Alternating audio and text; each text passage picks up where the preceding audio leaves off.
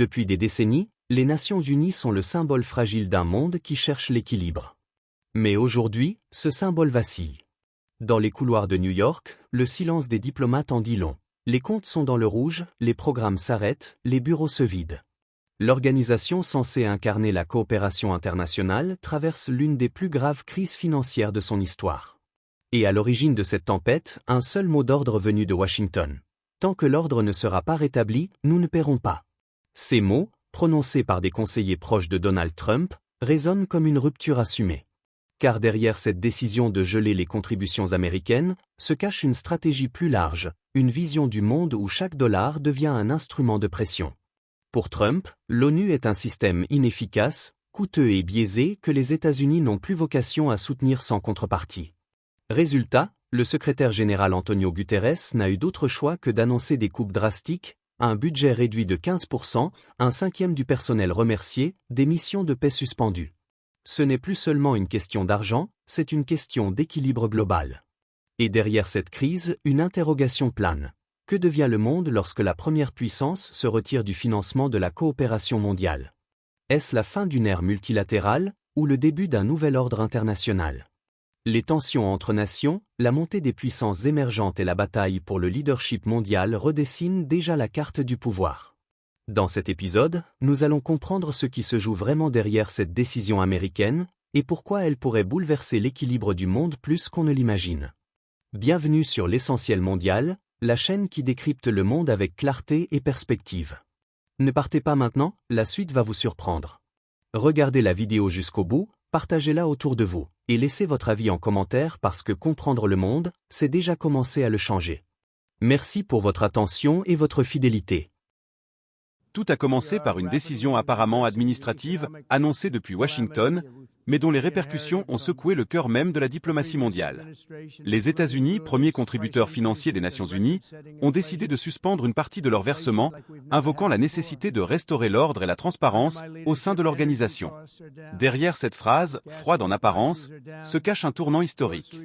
Car ce n'est pas la première fois que Donald Trump s'en prend à l'ONU. Depuis son premier mandat, il dénonce une institution inefficace, coûteuse et injuste envers les intérêts américains. À ses yeux, les États-Unis paient trop pour un système qui, selon lui, ne produit que très peu de résultats concrets. Cette philosophie s'est transformée en stratégie. L'Amérique ne financera plus des institutions qui ne défendent pas les valeurs américaines, avait-il déclaré devant ses partisans. Mais cette fois, la menace est devenue réalité. En février 2025, un ordre exécutif est signé à la Maison-Blanche. Washington cesse de financer plusieurs agences onusiennes et gèle les contributions au budget général. Une première depuis la création de l'organisation. À New York, au siège de l'ONU, la réaction est immédiate. Antonio Guterres, le secrétaire général, parle d'une « crise sans précédent ». Dans une note interne adressée aux États membres, il prévient « Sans financement, les Nations Unies ne pourront pas remplir leur mandat. Des millions de vies dépendent de notre capacité à agir. » Derrière les mots diplomatiques, une réalité brutale se dessine.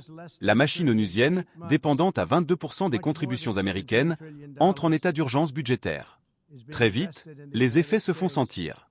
Les missions humanitaires les plus vulnérables sont les premières touchées. Au Soudan, au Yémen, à Haïti, des programmes d'aide alimentaire sont réduits.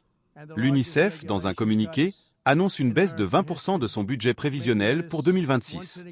Des dizaines de milliers d'enfants risquent de perdre l'accès à l'éducation ou à la santé. Dans les rangs du personnel, l'inquiétude grandit. Certains parlent d'un « effondrement silencieux » de l'organisation. Dans un mémo interne révélé par Reuters, il est mentionné que jusqu'à 20% des effectifs pourraient être supprimés et que plusieurs départements devront fusionner pour survivre. À huis clos, Antonio Guterres admet « Nous sommes à la limite de ce que nous pouvons absorber. Chaque jour, nous devons choisir entre deux urgences. » Pendant ce temps, à Washington, le discours est tout autre. Pour les proches de Donald Trump, il ne s'agit pas d'un retrait, mais d'une remise à niveau. L'ancien président aurait confié à ses conseillers « Nous ne paierons plus pour un système où l'Amérique perd toujours. » Le message est clair, l'ONU doit se réformer ou s'effacer.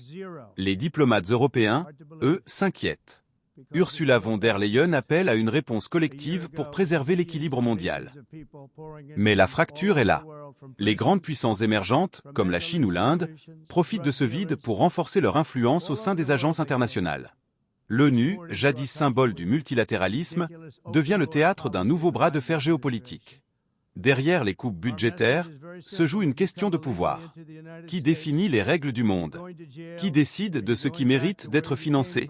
Et surtout, que vaut la paix quand elle dépend du bon vouloir d'un seul pays? En toile de fond, un monde plus fragmenté se dessine. Un monde où la coopération laisse place à la compétition, où chaque nation avance ses pions, quitte à affaiblir les institutions communes. Le gel des contributions américaines n'est pas qu'une question de chiffres. C'est un signal politique, un message au reste du monde: l'Amérique ne paiera plus pour les autres. Et dans ce nouveau paysage, l'ONU tente de survivre, de se réinventer, ou peut-être de renaître autrement. Ce moment charnière ne concerne pas seulement la diplomatie, mais l'avenir même du multilatéralisme. Si les Nations Unies s'effondrent, c'est une certaine idée du monde qui s'effondre avec elles. Celle d'un espoir collectif, d'une gouvernance partagée, d'une solidarité mondiale fragile mais essentielle. Le monde retient son souffle, car l'histoire est en train de s'écrire. Et cette fois, ce sont les contes, plus que les discours, qui décideront de l'avenir. Ce qui s'est passé, c'est un choc qui dépasse la simple décision budgétaire. Les États-Unis, premiers contributeurs financiers des Nations Unies, ont décidé de suspendre une partie de leurs versements, invoquant la nécessité de réformer une organisation jugée inefficace et déséquilibrée. Cette décision s'inscrit dans une continuité. Depuis plusieurs années, Washington critique le fonctionnement d'un système multilatéral perçu comme trop lent, trop coûteux, et parfois contraire à ses intérêts nationaux. L'administration Trump a donc mis à exécution une menace déjà formulée dans le passé: conditionner les financements américains à une réforme profonde de l'ONU. Les conséquences ont été immédiates. Le secrétaire général Antonio Guterres a annoncé un plan d'austérité historique: réduction de 15% du budget, suppression d'environ 20% des postes, et gel de nombreuses missions humanitaires et de maintien de la paix.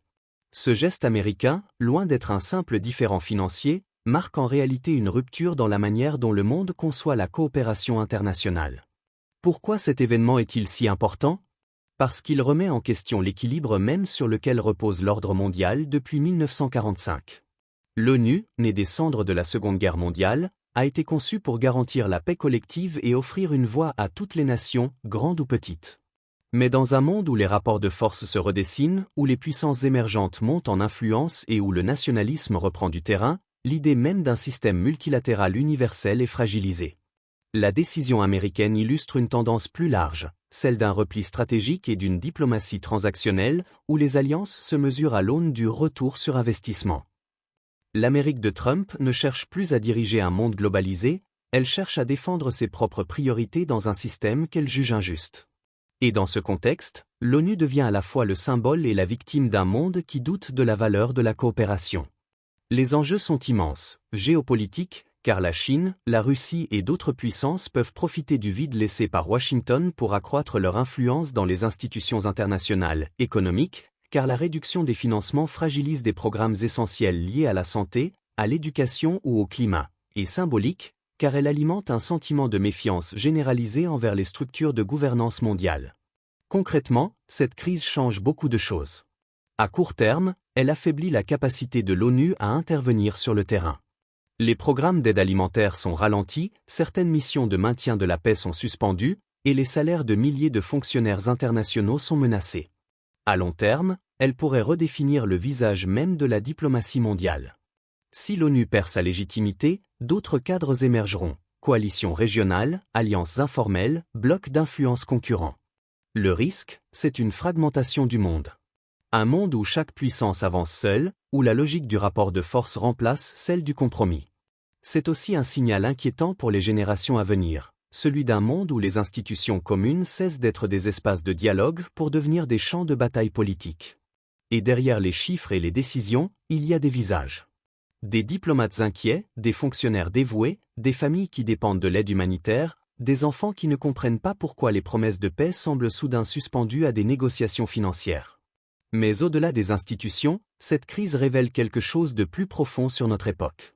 Elle met en lumière une tension entre deux visions du monde, celle de la coopération et celle de la compétition. Entre le « nous » collectif et le « moi » national. Elle questionne nos priorités. Voulons-nous encore croire à un monde gouverné ensemble, ou préférons-nous un monde où chacun agit pour soi? Derrière les discours politiques, il y a aussi une fatigue morale, une désillusion face aux promesses non tenues du multilatéralisme. Mais il y a aussi une espérance, celle de voir naître une nouvelle forme de gouvernance mondiale, plus efficace, plus transparente, plus humaine. Peut-être que cette crise, aussi brutale soit-elle, est une opportunité de repenser notre manière de coopérer, de financer, de partager les responsabilités. Car ce n'est pas seulement le budget de l'ONU qui est en jeu, c'est notre capacité, en tant qu'humanité, à faire front commun face aux défis planétaires. Et au fond, cette histoire nous renvoie à une vérité simple, aucun pays, aussi puissant soit-il, ne peut affronter seul les tempêtes du monde. Les crises climatiques, les migrations, les conflits, les pandémies, tout cela dépasse les frontières. Si l'ONU s'effondre, c'est un miroir qui se brise, celui d'un monde qui croyait encore à la force du collectif. Voilà pourquoi cette décision américaine est plus qu'un acte politique, c'est un révélateur de notre époque. Une époque de doute, mais aussi de choix. Alors, à nous de décider ce que nous voulons bâtir, un monde fragmenté ou un monde solidaire. Voilà, c'était l'essentiel. Si tu veux voir le monde autrement, abonne-toi et partage cette vidéo à quelqu'un qui aime réfléchir, pas juste s'informer. Merci de faire partie de ceux qui choisissent de voir plus loin que les apparences. Parce qu'au-delà de l'actualité, il y a toujours une leçon à retenir.